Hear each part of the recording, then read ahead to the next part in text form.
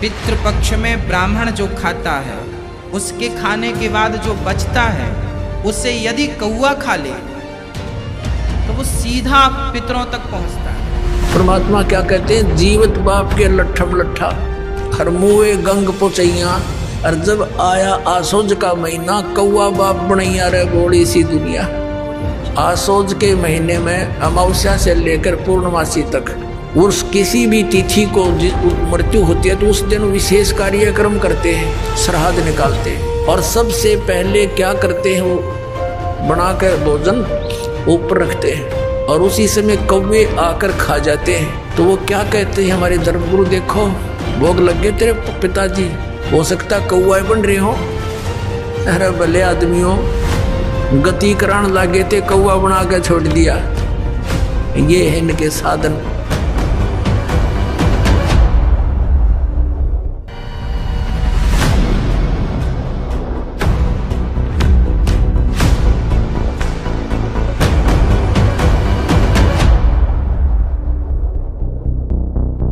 पितृपक्ष में निवृत्त होकर आप 15 दिन केवल अपने पूर्वजों के नाम का पुण्य करिए और ये 15 दिन पूर्वजों के नाम से जितना अच्छा कर सकें करिए। उनकी दुआ, उनके आशीर्वाद से आपके बिगड़े काम बनेंगे। पितृपक्ष में ब्राह्मण जो खाता है उसके खाने के बाद जो बचता है उसे यदि कौआ खा ले तो वो सीधा पितरों तक पहुंचता है।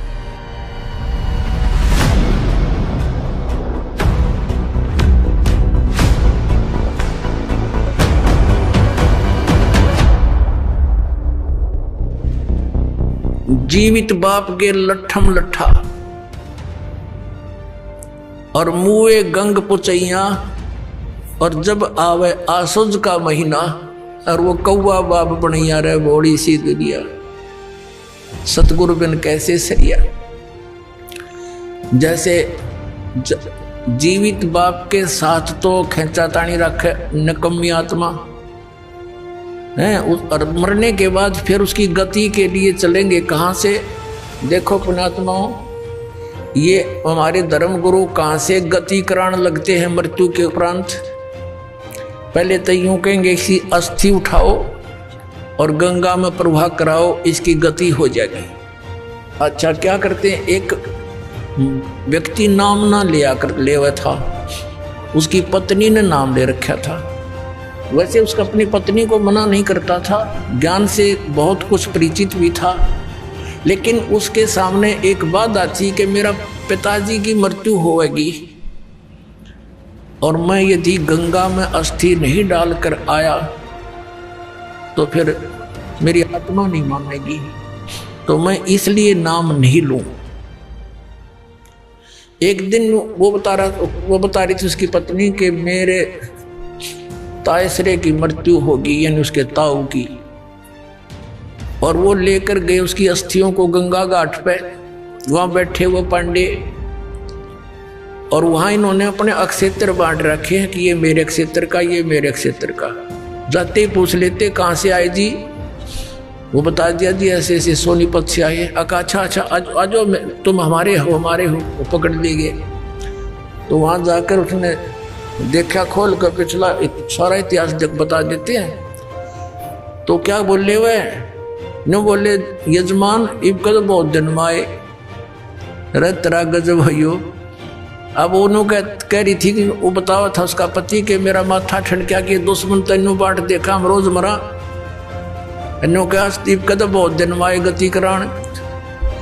तो वो कहने लगा उसके बाद मेरा वहां से मन हट गया कि वो तो हमारी सारा दिन जो है ना ये कुशोण मनावे हैं। अपने आत्माओं गति करवा दी, किस गति करवा दी कि गंगा में अस्थि डलवा दी, होगी गति। फिर कह 13वीं करो। 13वीं किस लिए कि गति कराने खातिर। अच्छा वह 13वीं भी कर दी। फिर कह अब इसके श्राद्ध निकालो। पहले प्रत्येक महीने किया करते, फिर छठे महीने और बड़ा व्यवस्था करते थे, और फिर 1 वर्ष के बाद वो कंप्लीशन होता था, उसका समापन करते थे। 1 साल में पूरे वर्ष लगे रहते थे गति कराने। और फिर क्या करते हैं, परमात्मा कहते हैं प्रेत शिला पैजा विराजे पितरों पिंड भराई, फिर पिंड भरवा दो, पितरों की मुक्ति हो जाएगी।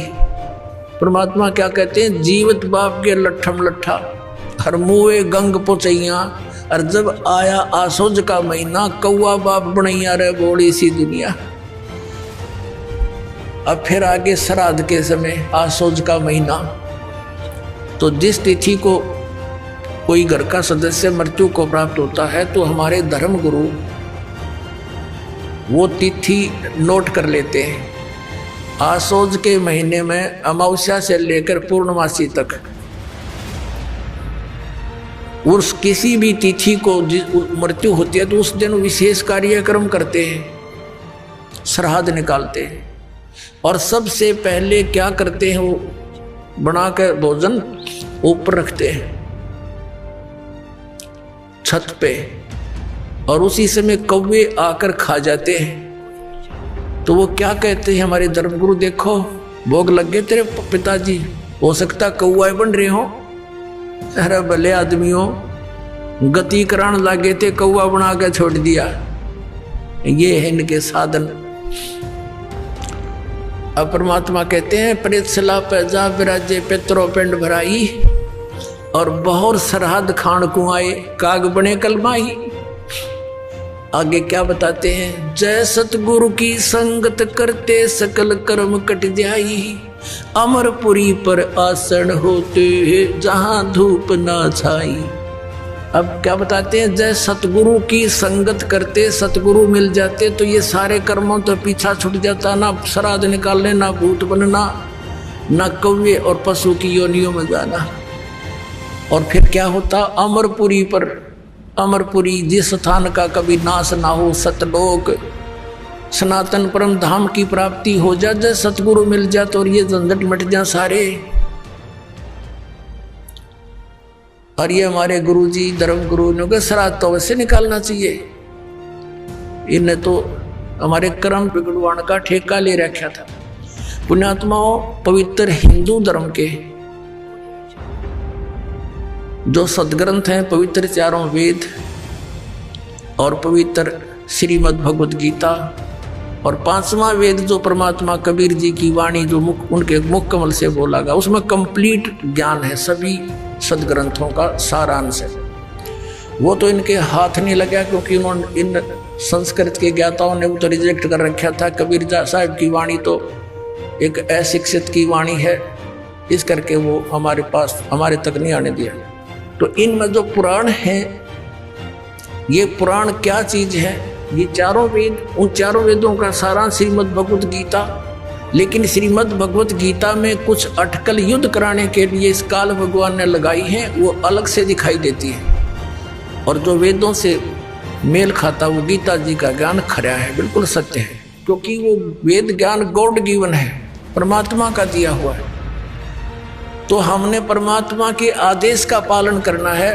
और पुराण क्या है, ये ब्रह्मा जी द्वारा दिया गया ज्ञान, ब्रह्मा जी से सुना, फिर कुछ अन्य ऋषियों ने किसी और से सुना हुआ ज्ञान, वो सब खिचड़ी बना के पुराण बना दी। अब वेदों में इन श्राद्ध आदि कर्म कांड का निषेध है, और गीता जी में निषेध 9वें अध्याय के 25वें श्लोक में स्पष्ट किया है, भूत पूजने वाले भूत बनेंगे। ये देखिएगा श्रीमद् भगवद गीता, गीता प्रेस गोरखपुर से प्रकाशित है, जयदयाल गोविंद का इसके अनुवादक है। अध्याय नंबर 9 का ये है, अध्याय नंबर 9 श्रीमद् भगवद गीता, श्लोक नंबर 25। देवताओं को पूजने वाले देवताओं को प्राप्त होंगे, पितरों को पूजने वाले पितरों को प्राप्त होते हैं, और भूतों को पूजने वाले भूतों को प्राप्त होते हैं, और मेरा पूजन करने वाले मुझको ही प्राप्त होते हैं। अब ये श्राद्ध कितना आगे फिर, अब आपको दिखाते हैं एक झलक पुराणों में क्या लिखा है। एक मार्कंडेय पुराण है।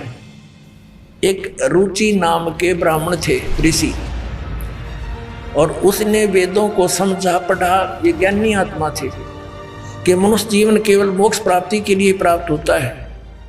इसलिए उसने ना तो विवाह कराया। ब्रह्मचारी पद पर रहते हुए 40 वर्ष की उम्र हो गई थी और अपना जंगल में वन में रहता था, कोई मकान झोंपड़ी भी नहीं डाल रखी थी। ये सोच करके मोक्ष प्राप्ति करानी है, क्या संग्रह करना है, 2 दिन का जीवन है। अब वो वेदों अनुसार साधना कर रहा था रुचि ऋषि, और उसके जो पिताजी, दादाजी, परदादाजी, चौथा दादाजी वो मर चुके थे, वह भूत बन रहे थे, और वो भी ऋषि थे, ब्राह्मण थे।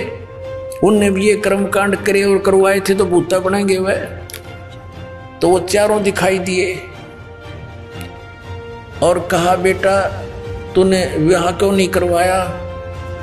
विवाह करवा के तुम हमारा श्राद्ध करता है और हमारी गति हो जाती।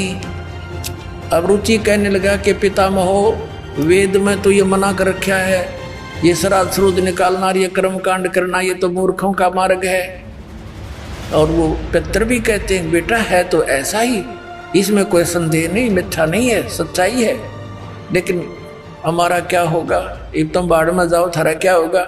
आप मरे, अरे पुत्र और मरवाने के लिए तैयार करे। या देखो मार्कंडेय पुराण,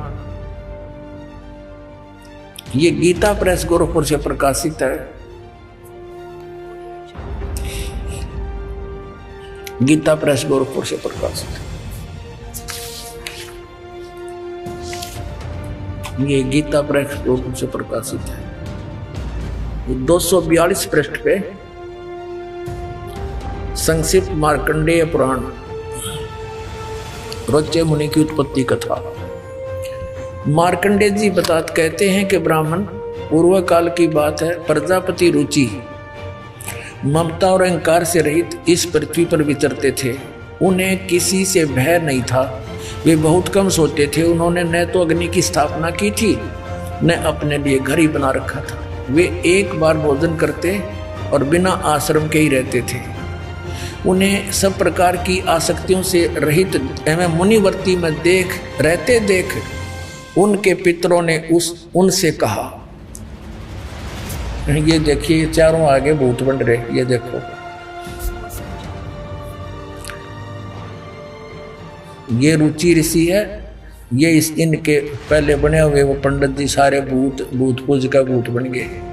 अब ये दिख गए इसने सारे इकट्ठे। पितर बोले, बेटा विवाह स्वर्ग और अपवर्ग का हेतु होने के कारण एक पुण्यमय कार्य है। ये तो इन पितरों के वचन हैं, ये तो पितरों के वचन है जो अपनी सलाह दे रहे हैं। देखना, उसे तुमने क्यों नहीं किया? ग्रस्त पुरुष समस्त देवताओं, पितरों, ऋषियों और अतिथियों की पूजा करके पुण्यमय लोकों को प्राप्त करता है। वह सभा के उच्चारण से देवताओं को शब्द से पितरों को तथा अन्नदान, बलि, वैष्णदेव आदि से भूत आदि प्राणियों एवं अतिथियों को उनका भाग समर्पित करता है। बेटा, हम ऐसा मानते हैं कि गृहस्थ आश्रम को स्वीकार न करने पर तुम्हें इस जीवन में क्लेश पर क्लेश उठाना पड़ेगा तथा मृत्यु के बाद और दूसरे जन्म में भी क्लेश ही भोगना पड़ेगा। रुचि ने कहा, पितरगण, परिग्रह मात्र ही अत्यंत दुख एवं पाप का कारण होता है तथा उसे मनुष्य की अधोगति होती है, उससे मनुष्य की अधोगति होती है। यही सोचकर मैंने पहले क्षत्रिय संग्रह नहीं किया।